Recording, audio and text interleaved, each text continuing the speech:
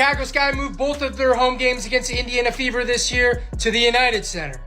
Now, the United Center is the largest stadium in the NBA with almost 21,000 seats, which is more than double where the Sky normally play at Wintrust Arena. Angel Reese's fans were talking big until reality hit like a full-court press.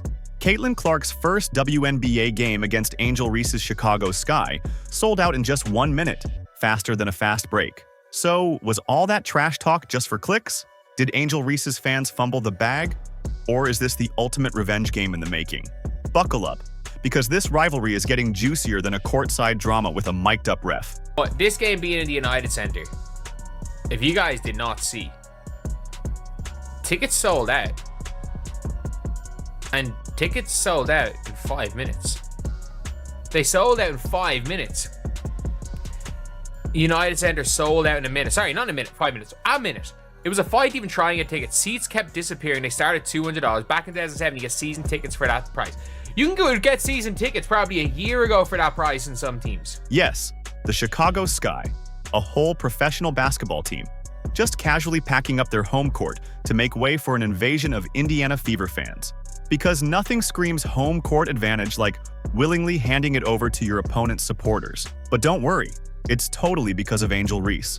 At least that's what her diehard fans want you to believe. You'd think she personally signed the lease on the new stadium, built the seats, and installed the hoop herself with how much credit they're trying to give her. It took just 60 seconds, 1 minute, the time it takes to tie a shoelace, pour a cup of coffee, or check a text. That's all the time the Chicago Sky needed to sell out 20,000 tickets for their highly anticipated matchup against the Indiana Fever. And let's not kid ourselves, the reason is as clear as day. Caitlin Clark, from Iowa to Indiana and now to the biggest basketball cities across the country, the Caitlin Clark effect is more than just a catchy phrase, it's a movement. The Sky, seeing the inevitable tidal wave of Fever fans crashing in, decided, you know what, let's just move. And within 1 minute, 60 little seconds, tickets were completely gone. Scalpers are probably out here living their best lives. Meanwhile, Chicago fans? Oh, they'll be sprinkled in somewhere, lost in a sea of Fever jerseys, desperately trying to remember what their own team's logo even looks like. Basically, the Sky Fever tickets went on sale at 11 a.m. today for the United Center. This is the game that was changed into the 23,000 people arena, which I think is only 21,500 for games and 23,000 for concerts, but it sold out like that. However, now, let's be real. There's only one reason this madness is happening, and it has nothing to do with Angel Reese. No, the real reason is the one actually moving the needle in women's basketball right now. The rookie with the golden touch, Caitlin Clark. But of course, the narrative must be spun. The Angel Reese effect. She's the reason the stadium is packed. As if people weren't literally watching the ticket site like it was a sneaker drop just to get a glimpse of Caitlin. 5 games against Chicago. That's a huge thing. This league has decided, hey, we know what we have here in this matchup. We know people will watch. And quite frankly, I'm ready to see the Indiana Fever walk the dog some more with the Chicago's. But don't take my word for it. Just wait until opening day. That's when the real show begins. Chicago Sky players are about to experience what it feels like to play an away game in their own city. Their stadium will be packed with Fever fans who didn't come to cheer for the home team. No, they came for one reason and one reason only. Meanwhile, Angel Reese fans will be sitting there squinting, trying to find evidence that this is somehow about her. Maybe they'll claim she's inspiring the Fever fans. Maybe they'll argue she secretly owns the stadium. Who knows? The mental gymnastics will be Olympic level. Now, people do not realize, there are some Chicago Sky fans. There really are. But as you guys can tell, not every Chicago Sky game will sell out this year, even in their 10,000 seater stadium. Most won't sell out. And the Fever are going to sell out every single game immediately in Cambridge, which is even bigger. And let's not forget the actual Sky players in all this.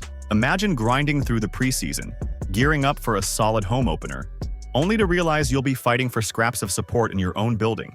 The PA announcer might as well introduce them as, and now, the visitors, before tip-off. It's going to be a long night for them, and an even longer season if this is any indication of how things will go. So go ahead, Let's keep pretending this is about Angel Reese. Let's keep ignoring the obvious reason people are emptying their wallets at record speed. Because when that stadium is 80% Fever fans on opening night, the excuses will be just as entertaining as the game itself. Can't wait to hear them. The Caitlin Clark effect isn't just a marketing term. It's a full-blown economic stimulus package. Tickets vanish in minutes.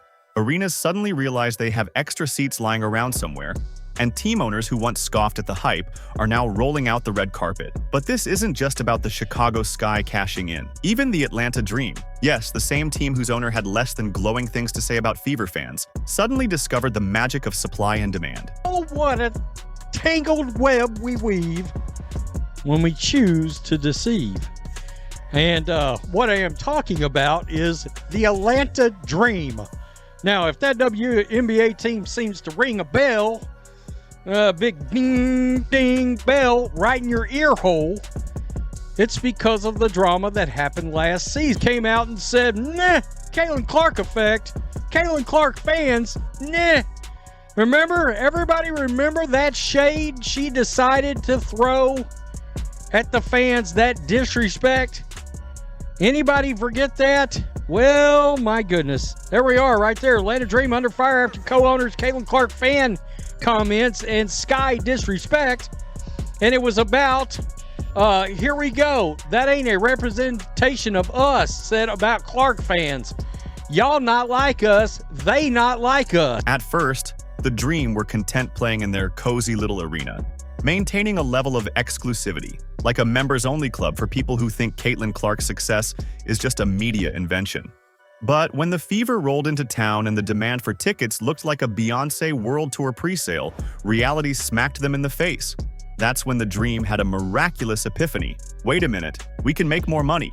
And just like that, a team that once looked down on the Fever and their fans upgraded to a bigger stadium faster than a bandwagon fan changes jerseys. Meanwhile, the Chicago Sky, who at this point should just rename themselves the Caitlin Clark Stock Exchange, are leading the charge in profiting off the phenomenon. They're selling out faster than a celebrity apology after a bad tweet, and let's be honest, they need it. When your entire brand revolves around, we're not Indiana, but please come watch us play Indiana, you take what you can get. There's no doubt that this game is going to sell out. It is like the hot ticket of the season.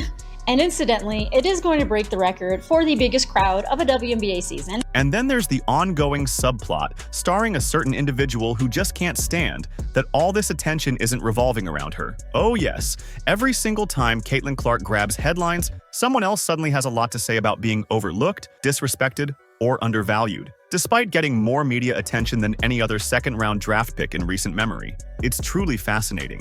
You'd think a player so determined to prove her worth would focus on, winning games instead of keeping a running tally of perceived slights. The real comedy here is that while teams across the league are busy moving mountains, or at least seat arrangements, to accommodate the Caitlin Clark craze, some people are still pretending it doesn't exist. The mental gymnastics required to dismiss an entire economic shift in women's basketball could qualify for an Olympic event. But hey, let's not ruin the narrative with facts, right? At this point, denying the Caitlin Clark effect is like trying to argue the sky isn't blue while standing outside on a clear day. It's happening whether people like it or not. The ticket sales, the TV ratings, the jersey purchases, it's all real. And while some players are too busy side-eyeing Clark's success and making snarky comments, their own teams are quietly thanking her for the increased revenue. Before Caitlin Clark went to the WNBA, the average attendance was 6,109. And then during her rookie year, the average attendance was 15,746, which is a 157.7% increase. We have talked about the Caitlin Clark effect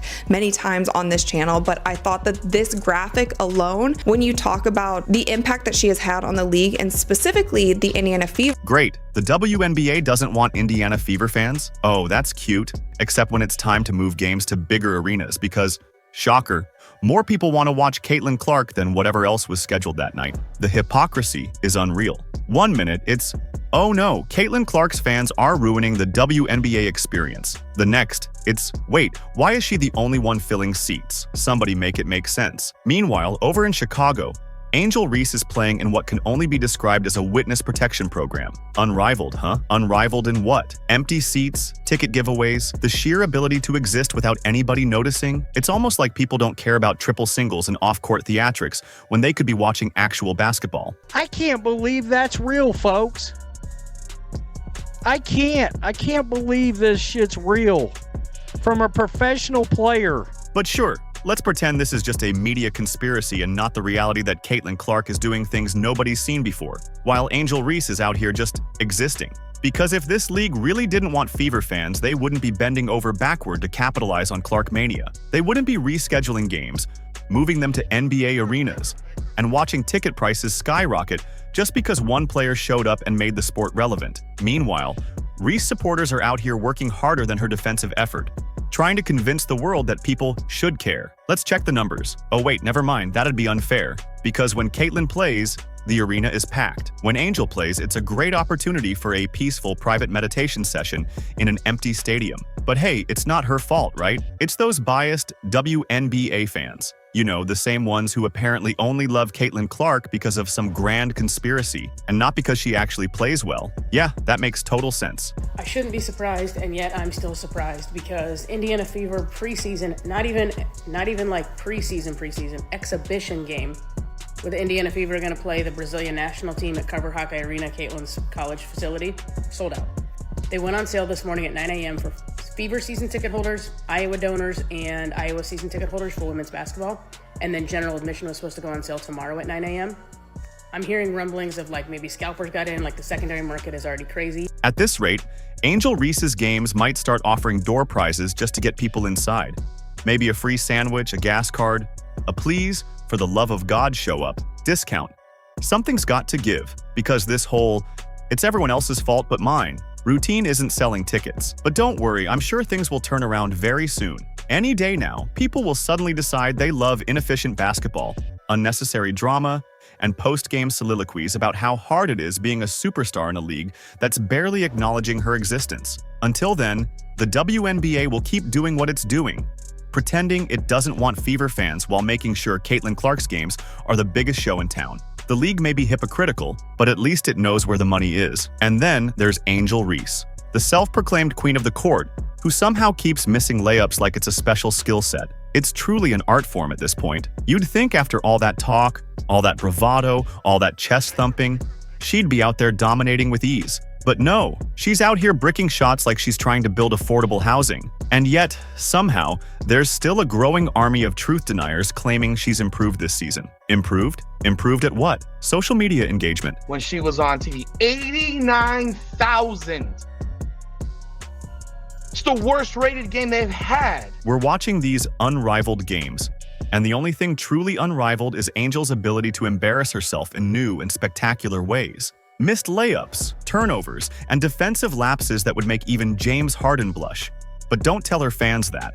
They're too busy writing essays about how she's working on her game and elevating her skills. Sure, if we're talking about elevating shots that somehow never seem to land in the basket, then yes, progress. And let's not forget the body language, the frustration, the exaggerated reactions to every missed call, and the death stares at teammates who simply exist. She's got that look like it's everyone else's fault but hers. Classic. We're witnessing one of the greatest self-awareness droughts in basketball history, yet her supporters are out here pretending like she's on the verge of an MVP season. Newsflash: dominating college players who will be selling insurance next year is not the same as competing with the best in the WNBA. But sure, let's keep pretending that dropping 14 points with questionable efficiency in an exhibition game is proof of her impending greatness. We've got to be completely honest here.